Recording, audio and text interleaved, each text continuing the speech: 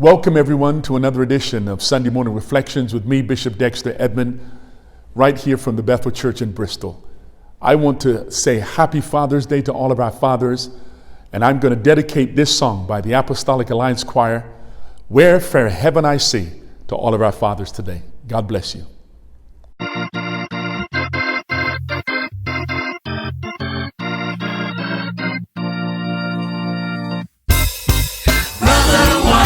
Sad. Why not change and be glad?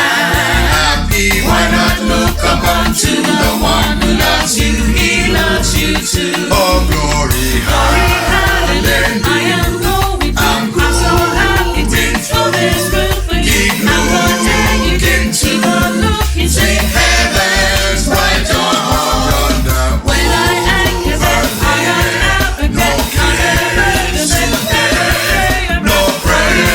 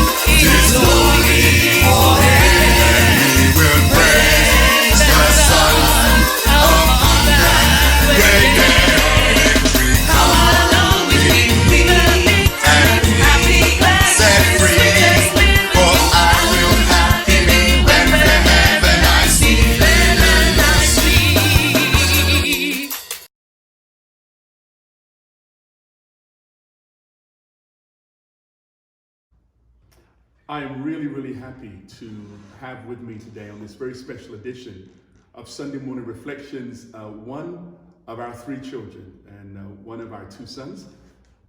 We're blessed to have three glorious children, Dexter Jr., Daniel James, and Deanne Marissa Antoinette, and I'm blessed to have Daniel James with me today, and we're going to spend some time together just in conversation on this Father's Day.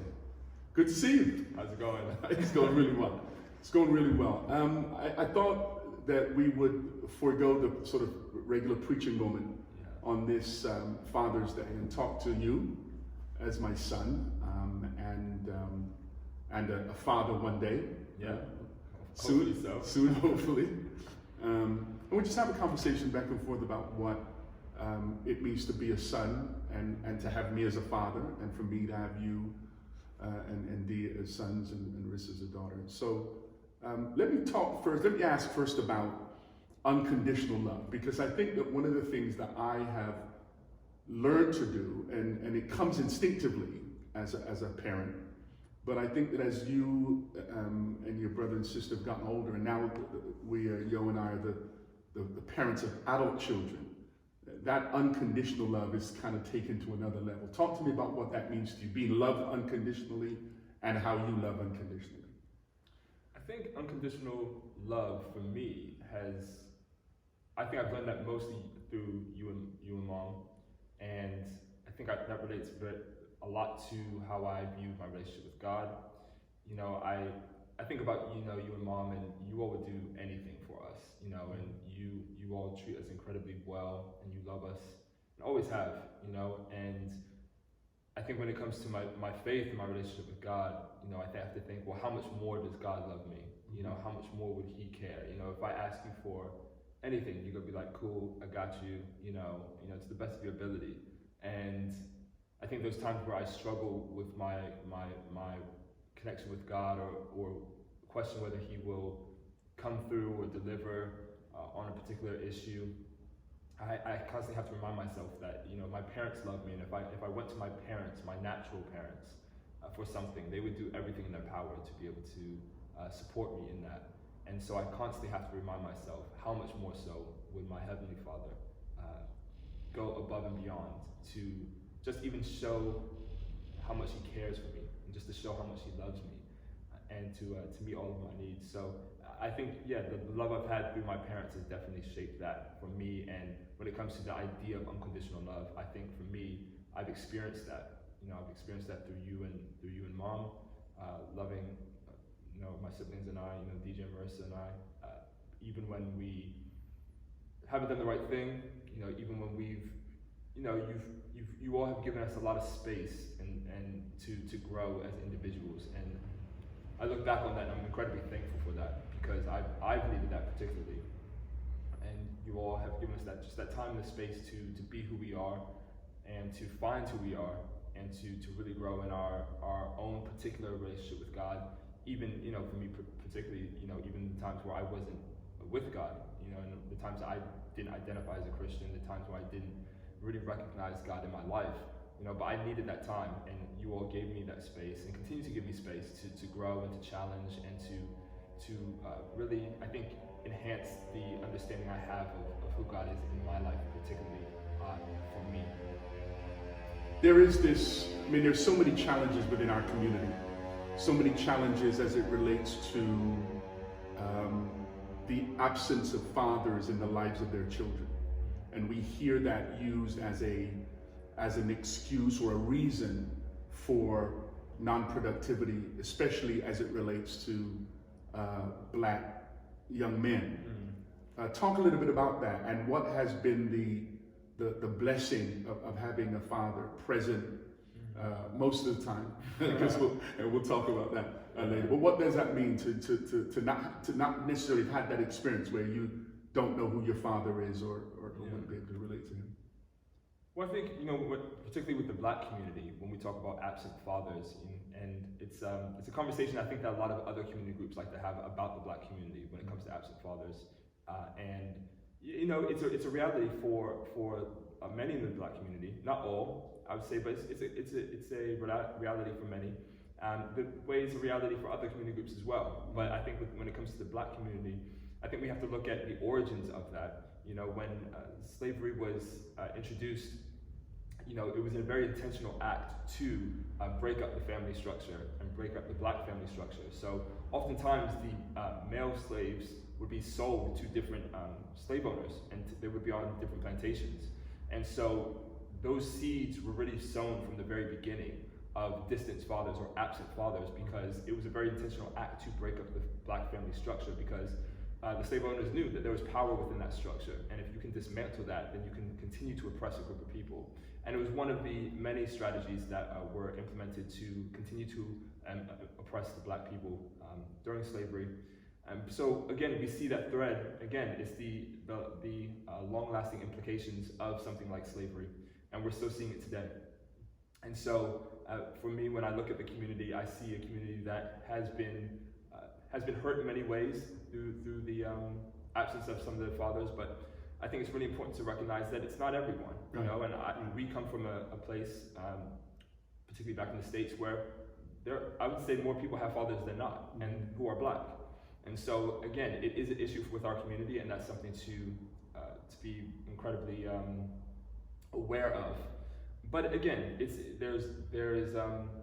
there's hope with that, and I think for me particularly, having a father, I've had, you've been in my life all of my life, and so for me, I don't know what it's like to not know my father, to not have a relationship with him at all. And I have some friends who are in that position, and so I feel incredibly grateful, because I think, the older I've gotten, the more I've realized that how important the family structure is.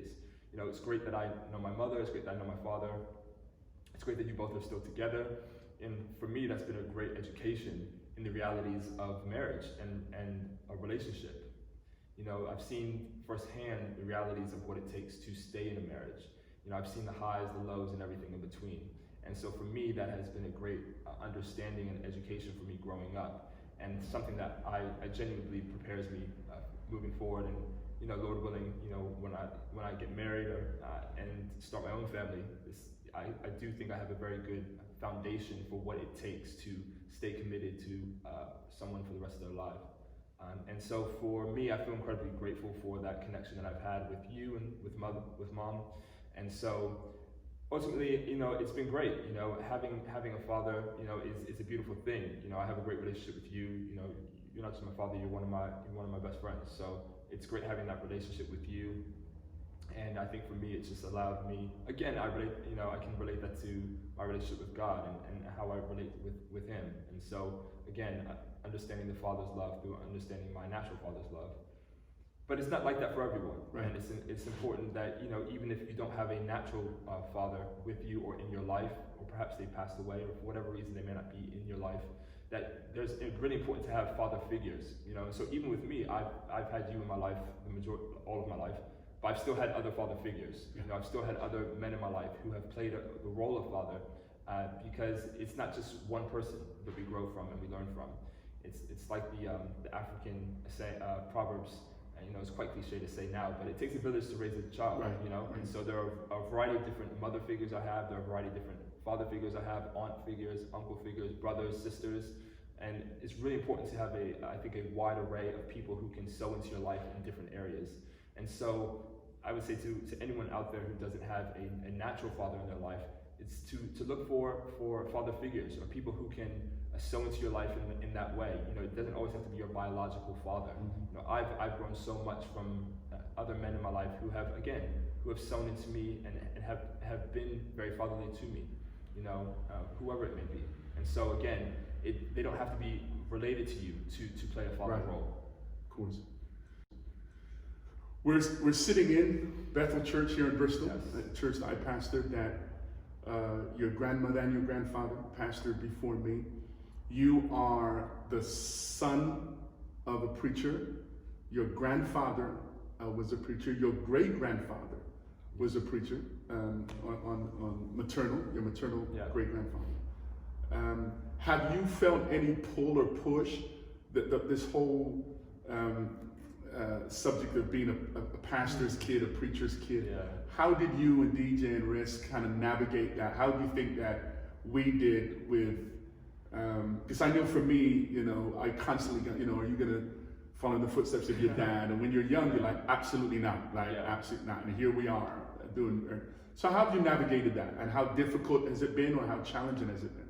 Because you let me just add this, you were 2 when I started pastoring, maybe 2 or 4. You were like the first usher in the church, remember? Yeah. So you may have been 4 years old when I started pastoring. So most of your life, you've been and even before that, you're a preacher's kid, because I was preaching before I was pastoring. Yeah. And so I think for me, you know, I haven't felt a lot of pressure. You and Mom never pressured any of us to get into pastoring.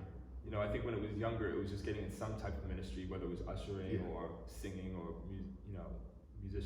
being a musician.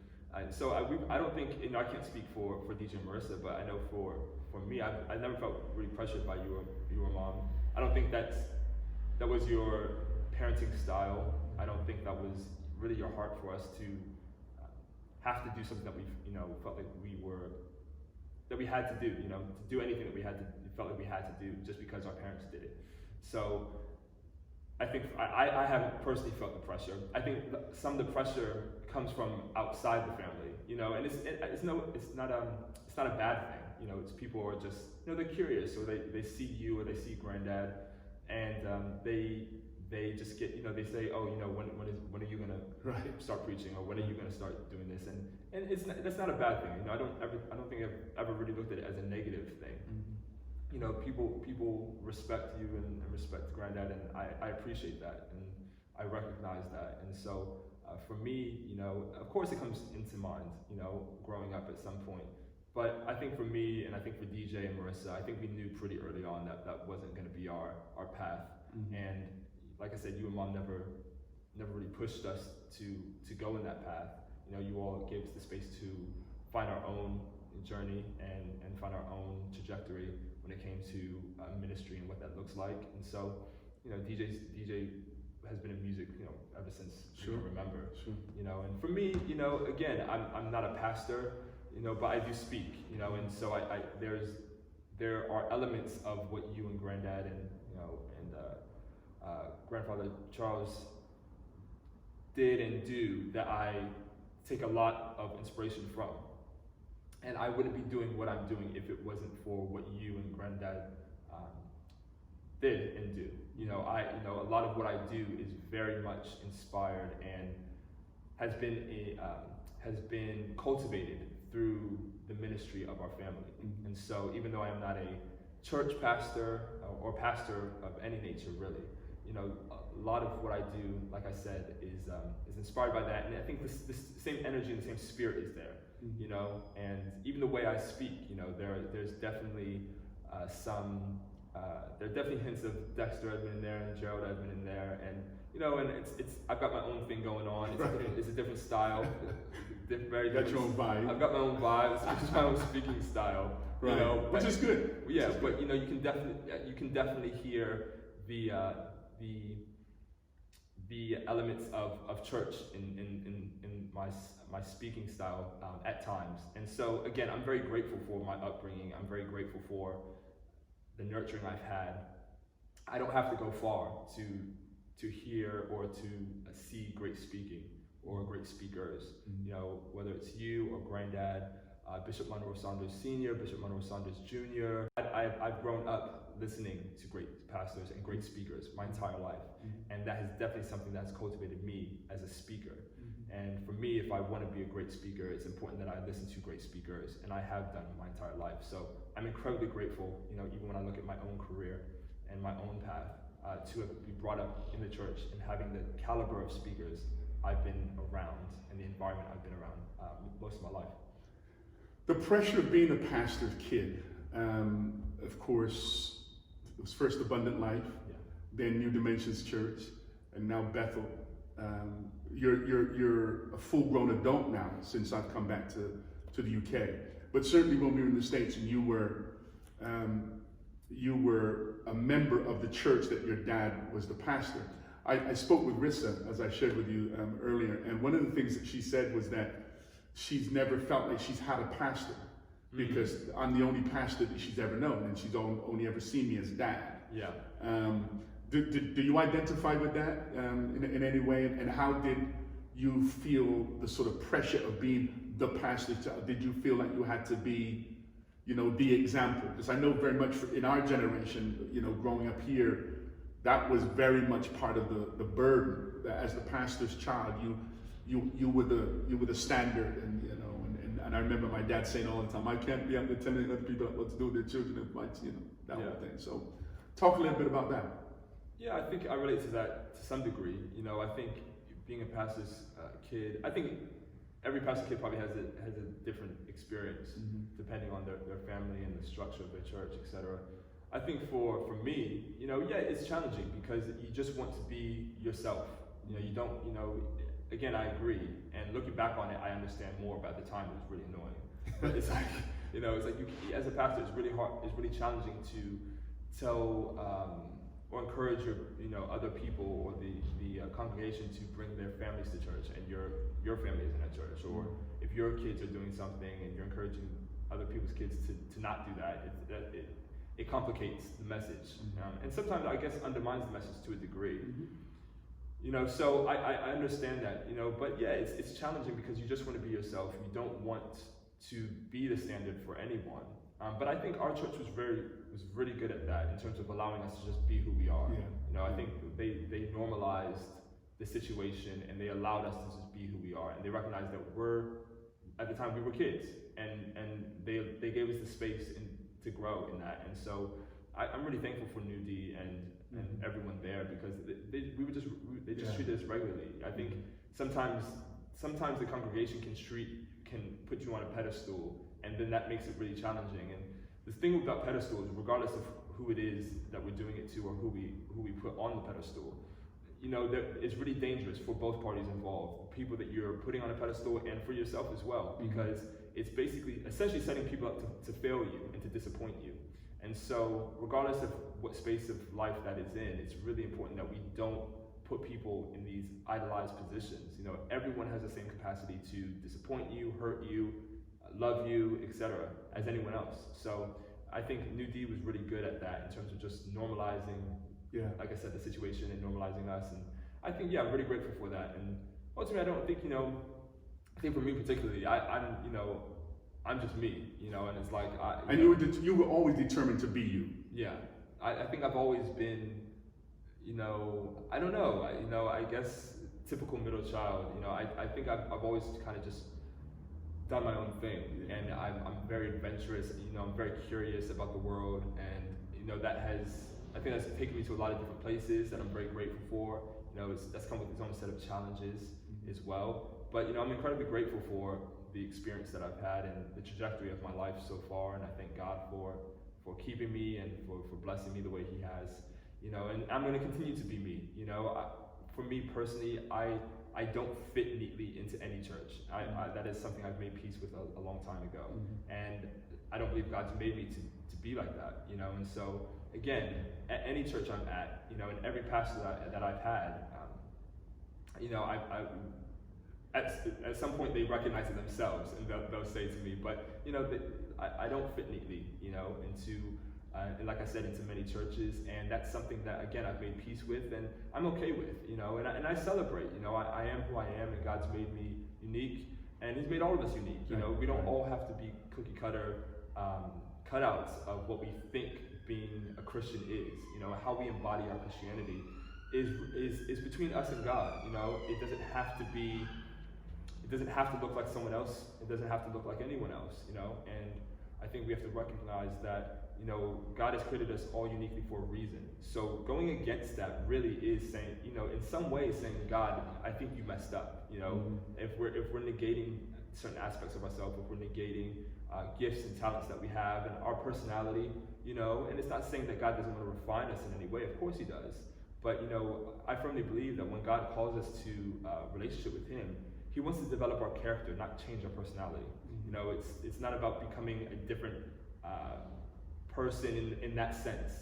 Our character, yes, He wants to grow our character and align our hearts with His. But, you know, it's, again, if you're goofy and funny before you come to Christ, be goofy and funny in Christ. You know, it's like it's not about changing your personality or anything like that. So for me, I feel really comfortable being who I am. And again, I know God's called me to a lot of different spaces. You know, I know that He's called me to be on the fringe, as you would say, you know, to be the places where a lot of Christians aren't. And that's where I feel called, and that's where I know and God. you relish that. I embrace it. I embrace it because that's also who I am. You know, I've had a lot of experiences outside of church, and for me, the church isn't four walls. The church is inside of us. We are the church. So, you know, where can we go where God is not? And so when we look at our faith and we look at mission in particular, you know, it's not about saying, oh, God, you know, God is here in Bethel, 2548 Church Road, but God isn't over there.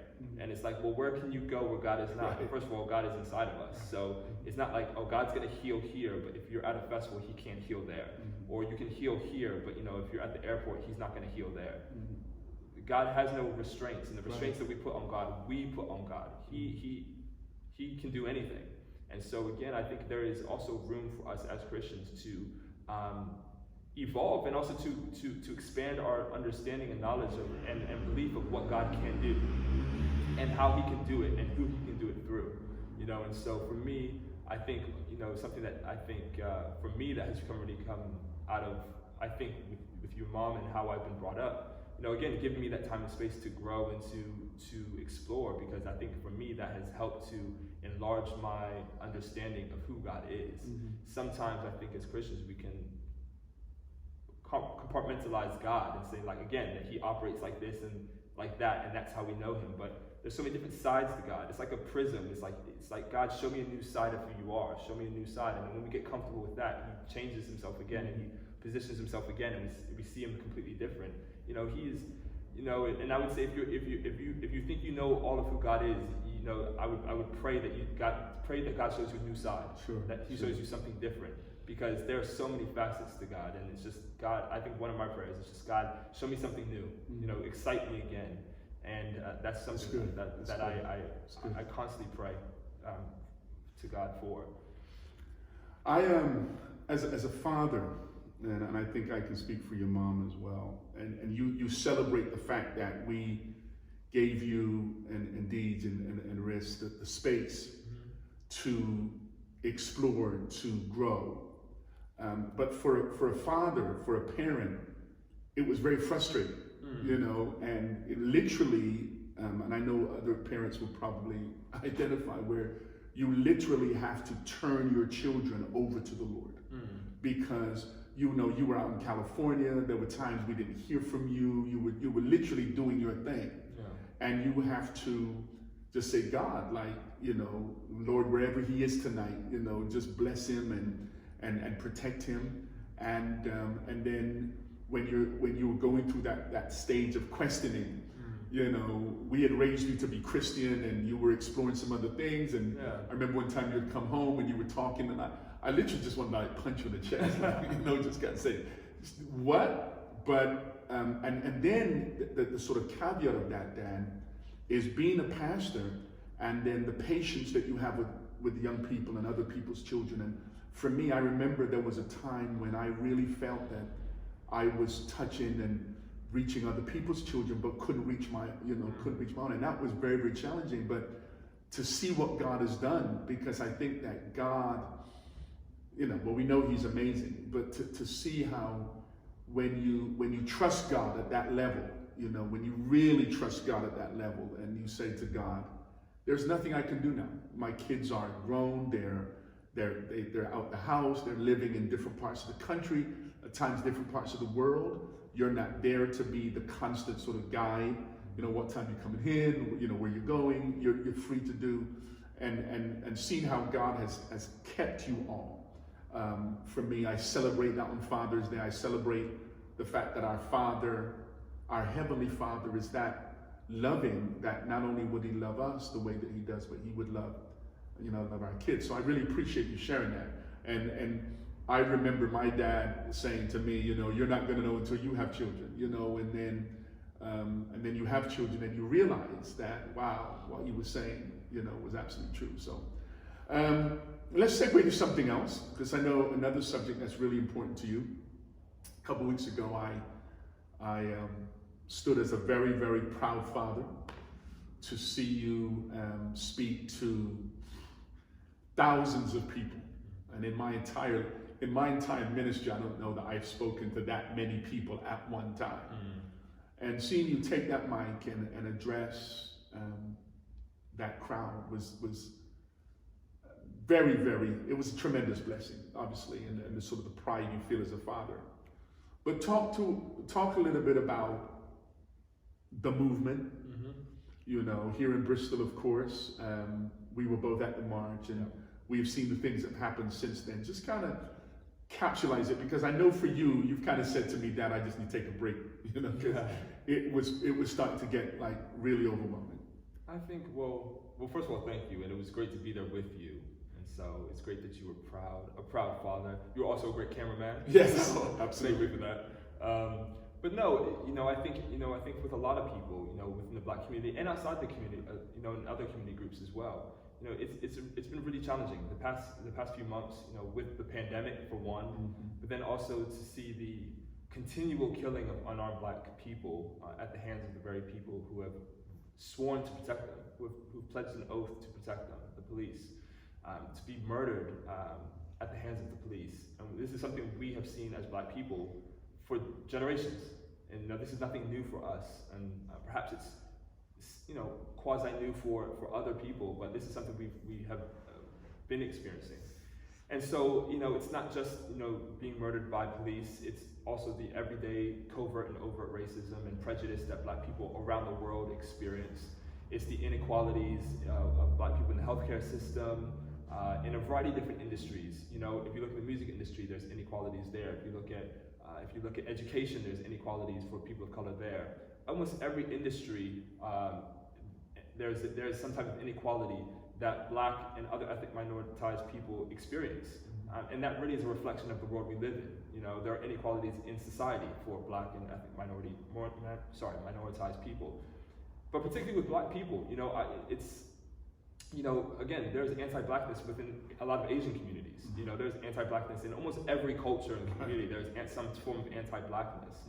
And so, the Black Lives Matter movement is incredibly important for all of us, for Black people around the world, to engage with and to really come together, yes, to stand in solidarity with our Black brothers and sisters in America, and the systematic and very intentional killing of Black people that exists within America, and that is supported by laws and policies that allow it to take place, and for those who commit the crimes and murder us to go free. Oftentimes, not all the time, but oftentimes go free. Or whether it's the mass incarceration of Black and brown people within the U.S. and the UK. And the UK, within the. I think it's what. If you're a Black male, you have 5 times more likely to be arrested, to be incarcerated for the same crime as your white counterparts. So that's a reality. That's a reality. Here in the UK, more likely to be stopped and searched.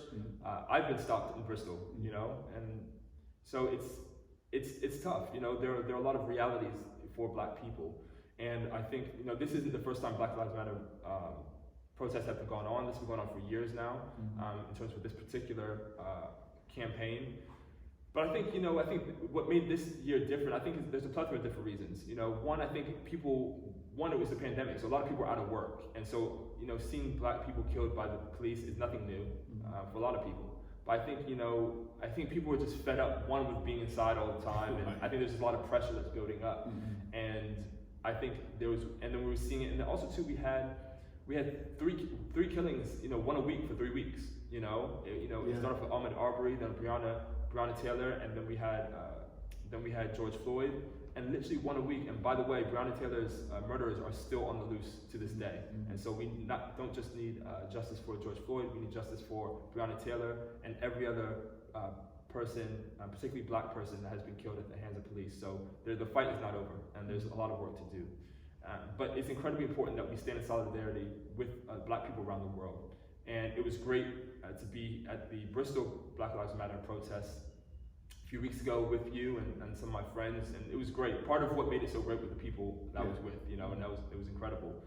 And getting the opportunity to speak, that was great. And so again, when I say that, I've been inspired and by you and by Granddad, again, speaking at the protest, to me that is part of my ministry. That is, my ministry looks very different to you and Granddad's, but it's ministry nonetheless. Absolutely. And for me, it's about unifying people, about bringing, instilling hope to people, and really sharing God's love. I don't have all the answers. I don't think any of us have all the answers of how we're going to eradicate systemic racism, at least not right now. But one thing I do know is that we are stronger and better together. One, as a community, as a Black community, we are stronger and better together. And I want to take this time as well to say that we cannot be out here protesting saying that Black Lives Matter, but then also degrading our Black women. And we cannot say that Black Lives Matter and also be degrading each other. And so recognize that this is an opportunity not just for other community groups to understand and to rectify their behavior. It's also an opportunity for us within the Black community as well. We are stronger together. We have to continue to love ourselves and love each other more, and respect ourselves more. And some of this lack of respect that we experience sometimes, and again, this is not to excuse other people's behavior, because I unequivocally will not do that. Right. At the same time, we have to respect ourselves. And that's the same thing I would say to any individual. You have to respect yourselves for people to respect you. And as a community, we need to gain a better understanding and respect for who we are and where we come from, our African ancestry. We are not of this town. We have to recognize that this is not where we're from. And so we have to really get in touch with who we are, who are our people, what were our communities like in Africa. I would implore everyone to get in touch with their lineage. If you don't know it, there are a variety of different ways you can find out, what part of Africa you've come from. AfricanAncestry.com. You can find out the very tribe that you are connected to. And I would say part of the problem that we have within the Black community is a lack of identity. And again, if you look in the Bible, really God, a lot of what the work God it does with a lot of the people we see in the Bible, especially when we see Jesus come into the scene, is about realigning people's identity. Our identity in Christ, but also our identity as people. And as a Black community, we really have to realign ourselves with who we really are as people, and be proud of that. There's a lot of emotional and mental healing that we have to do as a Black community, and that is work that I believe that Christians, we should be helping to spearhead. There's a lot of healing. And I think without that healing, mentally and emotionally, we are always going to continue to be in these circumstances, because we have work to do, And so the same way we are holding other people accountable and responsible, we have to hold ourselves accountable and responsible. Absolutely. And again, that's not excusing any behavior that we're experiencing or any tragedies that we're experiencing. Those are very real, and I will stand alongside the Black community until the day I die, fighting for the justice and equality of our people. But it would be remiss of me to not then also say that we have a responsibility to take as well, because we do. And I think both of those viewpoints and perspectives have to work in tandem for us to really see some type of progress that we can be proud of. Now, hearing you speak so passionately about that, and I agree with everything you said. The irony of it is that both you and I have white men in our lives who we love dearly. Yeah. I know that your best friend is a white guy. I have brothers, people I went to grad school with, man. These are white guys they're my brothers. Yeah. I do not in any way I have here in Bristol. So the fact that we are pro-Black and we want what's best for our people does not mean that we are against white people. Of course not. And I think that the message of being passionate about your people can get lost, because in order to, there might be a mindset, in order for one group to get ahead, then another one has to be left behind. And I know you don't feel that way, and I know I certainly don't feel that way.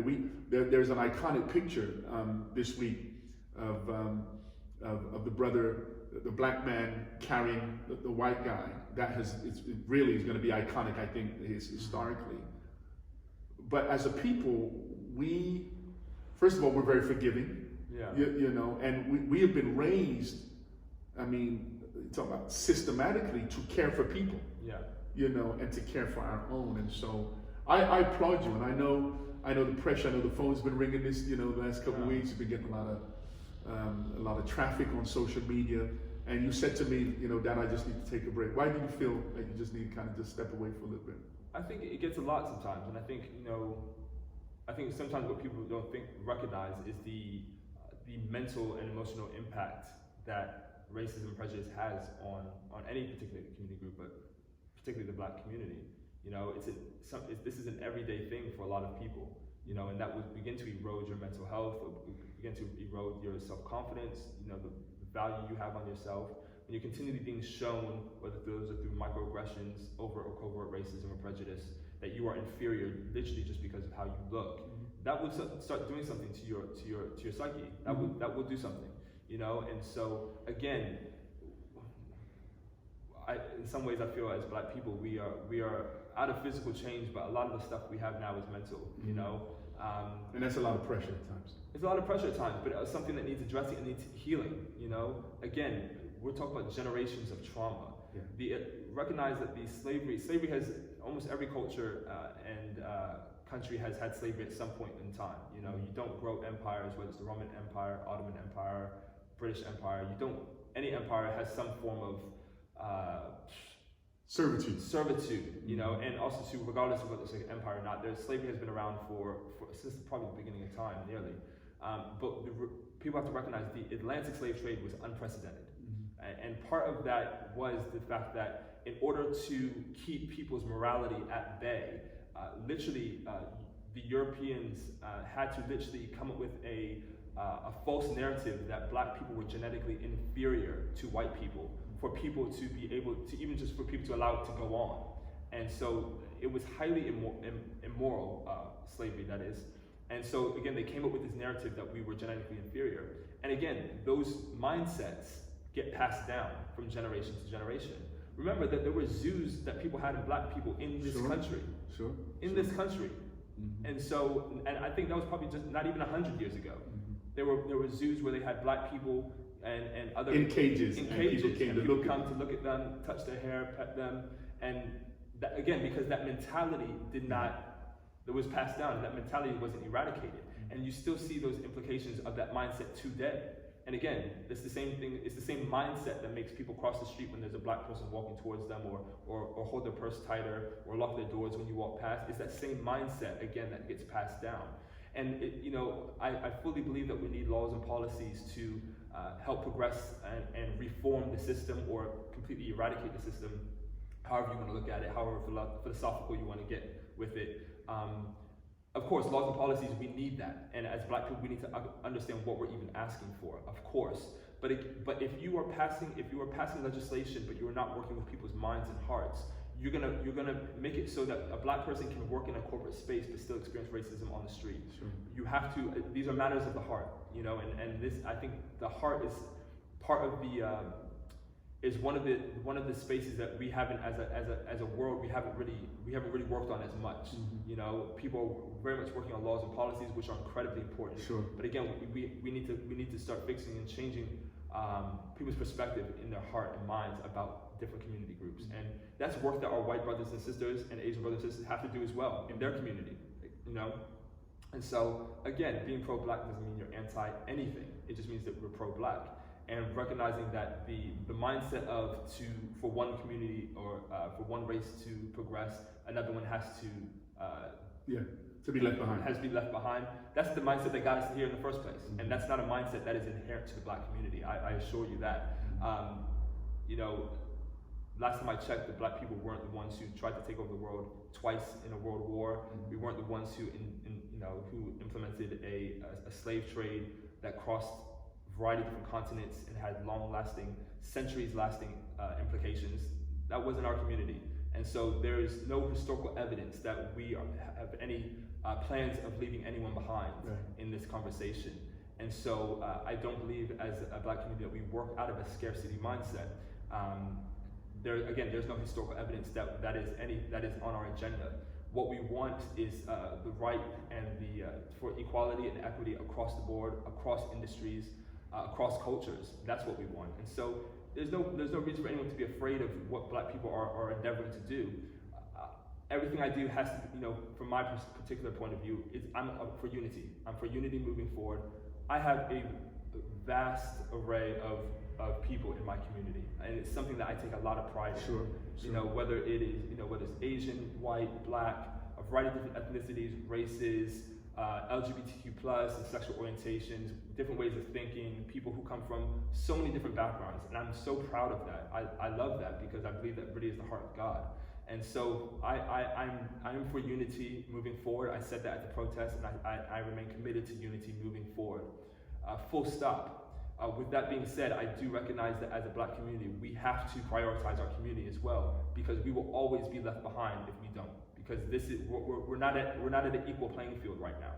So as Black people, we do have to invest more in our community right now, because that's the only way that we are going to close the gap on this inequality.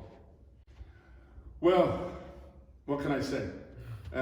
This has not been a preaching moment as such, but I hope everyone watching today have appreciated me spending some time with one of my two sons, one of my three kids, children who I'm enormously proud of and blessed because I see them operating in ministry in their various walks of life.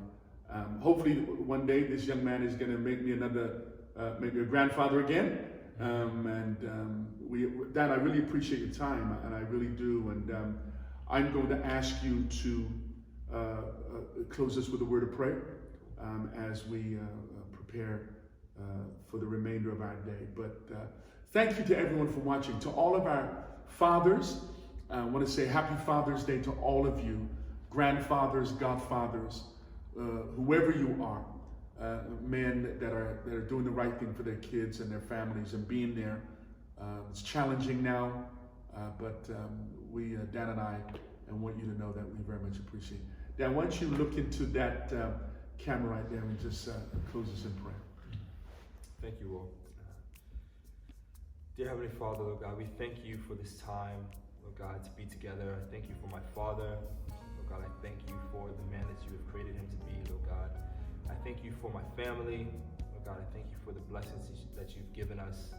Lord God, right now I just pray for every father out there, for every father and every man out there, Lord God. I pray that you just continue to uplift and strengthen them, Lord God. Lord God, I pray that you continue to equip them with all the abilities and skills, Lord God, that are needed, Lord God, to be a man of Christ and to be a father that is led by Christ. God, I pray for the emotional, mental healing of Black men all over the world right now, and every other man who is listening to this, regardless of their race. Oh God, I pray for their mental and emotional healing, oh God. I pray for wholeness, oh God. I pray for, oh God, a new revelation of who you are and a new revelation of who they are in you, oh God. I pray, Lord God, that you would just break off anything, Lord God, any insecurity, Lord God, anything that is preventing them from being the men that you've created them to be, Lord God. We ask that you just break it off right now, Lord God. I ask for a realignment, Lord God, of identity, Lord God, of who they are, Lord God. And I just know, Lord God, that your heart is so for, Lord God, the men of this nation, Lord God, and the men of this world. Lord God, there's work for men to do, Lord God, and that is no secret. There's work for men to do, Lord God. But Lord God, I claim that, Lord God, this generation, Lord God, this generation of men, Lord God, will rise up, Lord God, and take their place, Lord God, within society, within culture, within the family, Lord God. I pray for everyone who doesn't have a father, Lord God, for all the children out there, boys and girls that don't have any fathers. Lord God, I pray that you just bring other people, other men into their life who can take that place, Lord God, and inspire them and build them and sow into them, Lord God. Lord God, let them know that it doesn't have to be their biological father, Lord God, that anyone, Lord God, anyone can come and sow into them in that way. So God, I pray for the mothers and all the women out there, Lord God. Lord God, I pray for the healing, Lord God, of the women, Lord God, all over the world, in the church and otherwise, Lord God, who have been hurt by men. Lord God, I pray for the mental and emotional healing for women, Lord God. Those who have been abused, Lord God, mentally, physically, spiritually, emotionally abused by men. Lord God, I pray for the healing right now, Lord God. I pray for reconciliation between husband and wife, Lord God, reconciliation between mothers and fathers, fathers and daughters, fathers and sons, brothers and sisters, friends, Lord God, colleagues, Lord God. I just pray for reconciliation, Lord God. Lord God, reconciliation between the genders, Lord God. Right now in the name of Jesus, there's so much hurt. Lord God, I'm hyper aware there's so much hurt, even that happens within the church, Lord God. And I just want to, Lord God, I pray that your healing oil, Yes, Lord God, God, just comes into every scar, every wound, Lord God. Lord God, any spiritual abuse, Lord God, that has been implemented over the years, Lord God. Lord God, healing. We just pray for healing and reconciliation, Lord God, no matter how long ago it was. Lord God, and forgiveness, Lord God, for all those who have done wrong. Thank you, God. Lord God, I just ask that you soften people's hearts. Lord God, sometimes we have to accept an apology we're never going to get. And Lord God, I just pray that you just come and you heal our wounds, Lord God, so that we can move forward better together. Lord God, I claim that this year and moving forward, Lord God, will be the year of healing, years of healing, years of healing and reconciliation, Lord God. There's a balm in Gilead, Lord God, and we thank you for that. In Jesus' mighty name we pray. Amen. In the midst of our trouble, in the midst of our pain, you're going to have to let go and let God. Come on, PJ. Soon as I stopped worrying how the story ends, when I let go, when I let God have his way, that's when things start happening. When I stopped looking at back then, when I let go and I let God have his way, I couldn't seem to fall asleep. There was so much on my mind. I was searching for that peace, but the peace I could not find. Oh, so then I kneeled down to pray. I was praying, help me, please. Then he said, you don't have to cry, 'cause I'll supply all your needs. As soon as I stop worrying how the story ends, when I let go and I let God have his way, that's when things start happening. Oh, when I stopped looking at back then, when I let go and I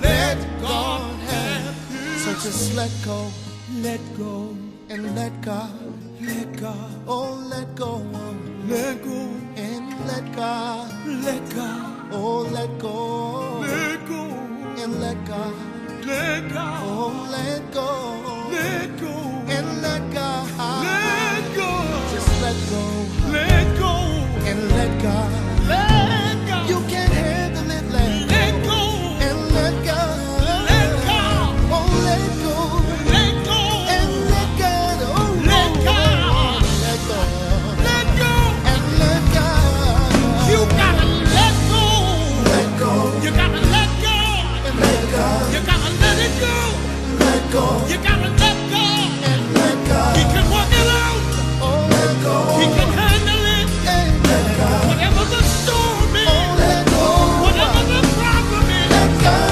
let go, let go, let God, let God, let go, let go, let God, let God, let go, oh let go, just let go, let go, just let go, let go, just let go, let go.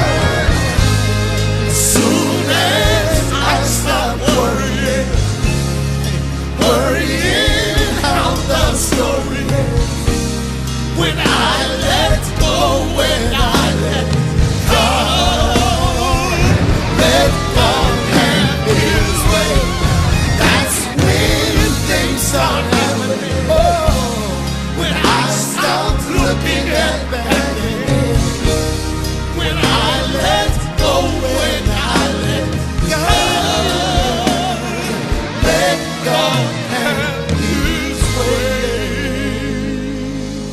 Let him have his way. Let him have his way. Let him have his way. Let him have his way.